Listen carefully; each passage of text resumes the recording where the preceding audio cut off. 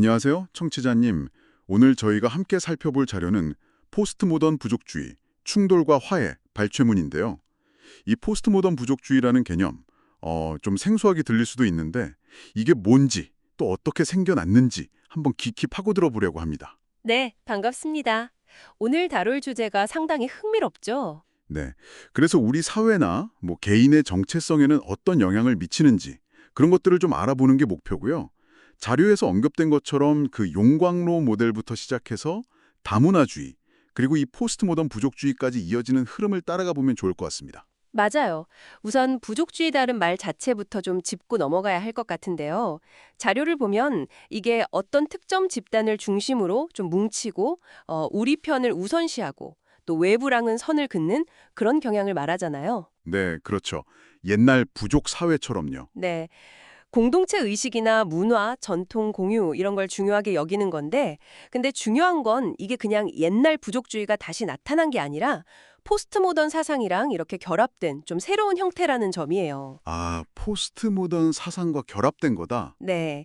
나랑 비슷한 사람을 찾고 강하게 연결되려는 욕구가 뭐랄까 민족이나 성별, 성적 취향 같은 정체성과 아주 깊게 연결되어 있다고 자료는 보고 있어요. 아, 그렇군요.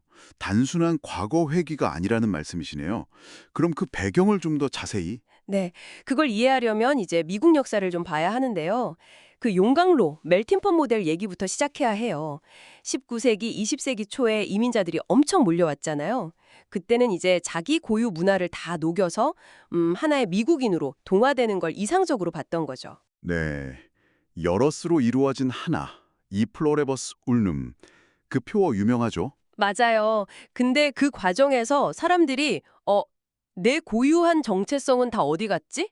하는 어떤 불안감, 또 소외감 같은 걸 느끼기 시작한 거예요. 아, 정체성을 잃어버리는 것에 대한 불안감이요? 네. 그래서 그 대안으로 나온 게 바로 다문화주의, 멀티컬처럴리즘이죠. 아하. 각자의 문화를 그대로 유지하면서 함께 살아가자. 뭐 그런 건가요? 모자이크처럼? 그렇죠. 용광로처럼 다 녹이는 게 아니라 각 타일의 색깔과 모양을 그대로 살리는 모자이크처럼 다양한 문화를 존중하고 보존하자는 생각이었어요. 이 용광로 모델과 다문화주의, 이 둘 사이에 긴장이 있었는데 여기에 포스트 모더니즘이 딱 들어왔다. 뭐 이런 맥락이군요. 자료를 보면. 네, 정확합니다. 포스트 모더니즘은 근대주의가 추구했던 것들, 예를 들면 뭐 보편성이라든지 확실성, 절대적인 진리, 공정한 중립성, 합리성 이런 것들에 대해서 근본적인 질문을 던지기 시작했거든요. 절대적인 건 없다는 그런 생각인가요? 그렇죠. 모든 사회 구조는 본질적으로 다 정치적이고 모든 것의 핵심은 결국 힘이다. 이렇게 주장하는 경향이 강해요. 그 프랑스 철학자 리오타르가 말했던 것처럼 모든 걸 다 설명하려는 큰 이야기, 즉 메타 내러티브에 대한 깊은 불신이 그 특징이에요. 아, 그 고대 서사. 그러니까 하나의 정답은 없다고 보는 거군요. 네. 그래서 보편성 대신에 각 집단의 특수성을 굉장히 강조하게 되는 거죠. 자료에서도 진리라는 것조차 뭐 성별, 문화, 인종 같은 사회적 배경에 따라 다르게 구성될 수 있다. 이렇게 설명하네요. 맞아요. 개인의 행복 기준도 어떤 보편적인 게 있는 게 아니라 각자가 속한 부족, 그러니까 그 집단의 기준에 따라 결정된다고 보는 경향이 있고요. 음, 그럼 소외됐던 집단들이 목소리를 내려면 기존의 좀 지배적인 문화를 약화시켜야 한다. 이런 주장으로 자연스럽게 이어지겠네요. 네, 그런 논리가 성립될 수 있죠. 근데 이 포스트 모던 부족주의가 꼭 부정적인 면만 있는 건 아니에요. 자료에서도 긍정적인 측면들을 몇 가지 짚어주거든요. 아, 그래요? 어떤 점들이 있죠? 첫째는 이게 좀 흥미로운데 소외된 경험을 해본 것이 오히려 타인의 고통에 더 깊이 공감하는 능력을 키워줄 수 있다는 거예요. 아, 역설적이네요. 네. 둘째로는 우리가 너무 당연하게 생각했던 권력, 특히 세속적인 권력에 너무 의존하는 건 아닌지 한번 되돌아보게 만든다는 점도 있고요. 권력에 대한 성찰. 또 있나요? 셋째는 이제 개인의 잘못을 넘어서는 문제들, 예를 들면 뭐 역사 속의 노예제라던가 그런 구조적이고 제도적인 악을 인식하게 도와준다는 점이에요. 사회 구조적인 문제를 보게 된다는 거군요. 그렇죠. 마지막으로 넷째는 각 문화가 가진 그 고유한 다양성이나 관습들이 사실 우리 삶에 어떤 질서를 부여한다는 점, 그걸 인정하고 존중하게 된다는 거예요. 긍정적인 측면도 분명히 있네요. 하지만 문제점들도 만만치 않다고 자료는 지적하는데요. 네, 그렇죠. 첫째로 드는 게 문화 결정론의 위험이에요. 문화 결정론이요? 네, 문화가 우리의 모든 인식과 사고방식을 결정하기 때문에 서로 다른 문화 배경을 가진 사람들은 아예 서로 이해할 수 없다. 뭐 이런 생각으로 이어질 수 있다는 거죠. 그럼 소통이 굉장히 어려워지겠죠. 아, 벽이 생기는 거네요? 네, 둘째로는 다른 부족, 다른 집단의 가치는 다 상대적이라고 보면서 유독 우리 부족, 우리 집단의 가치만은 절대적으로 옳다고 여기는 그런 경향이 나타날 수 있다는 거예요. 이중잣대 같은 거죠. 그렇죠. 내로남불 같은. 청취자님께서도 혹시 주변에서 이런 모습들 보신 적 있으신지 모르겠네요. 그리고 셋째, 이게 또 중요한 문제인데 보편적인 진리나 기준이 없다고 하면 결국 남는 건 힘의 논리뿐이잖아요. 아, 힘센 사람이 이기는 거야? 그렇죠.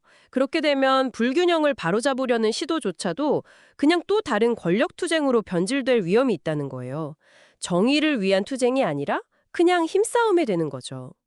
상당히 좀 비관적인데요? 넷째로는 권력을 얻기 위한 수단으로 나는 피해자다라는 정체성을 좀 과도하게 내세우는 문화가 생겨날 수 있다는 지적도 있어요.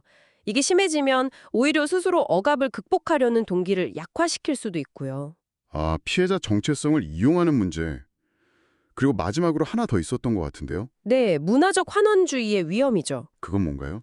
한 개인은 굉장히 복잡하고 다층적인 존재인데 그 사람의 정체성을 단지 뭐 성별이나 인종 혹은 뭐 특정 소속 집단 같은 하나의 요소로만 딱 축소해서 규정해버리는 경향을 말해요. 아, 사람을 너무 단순하게 라벨링하는 거군요. 맞습니다. 개인의 복잡성을 무시하게 되는 거죠. 오늘 저희가 이 포스트 모던 부족주의라는 어떻게 보면 좀 복잡한 현상을 살펴봤는데요. 용광로 모델에서 시작해서 다문화주의를 거쳐 포스트 모던 사상의 영향을 받으면서 형성된 개념이죠. 네. 들어보니까 정말 다양한 얼굴을 가진 것 같아요. 그렇죠. 타인에 대한 공감 능력을 키우거나 구조적인 문제를 인식하게 하는 긍정적인 측면도 분명히 있지만 동시에 소통을 단절시키고 권력 투쟁을 심화시키고 또 개인을 단순화하는 환원주의 같은 심각한 문제점들도 안고 있는 거죠. 양면성이 뚜렷하네요. 자료 말미에서는 기독교적인 관점에서 대안을 좀 제시하기도 해요. 뭐 갈라디아서 3장 28절 같은 구절을 인용하면서 다양성 속에서의 통일을 이야기하는데요.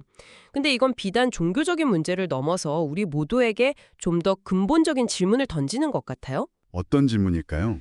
서로 다른 배경과 정체성을 가진 우리들이 어떻게 하면 파괴적인 충돌 없이 공존할 수 있을까?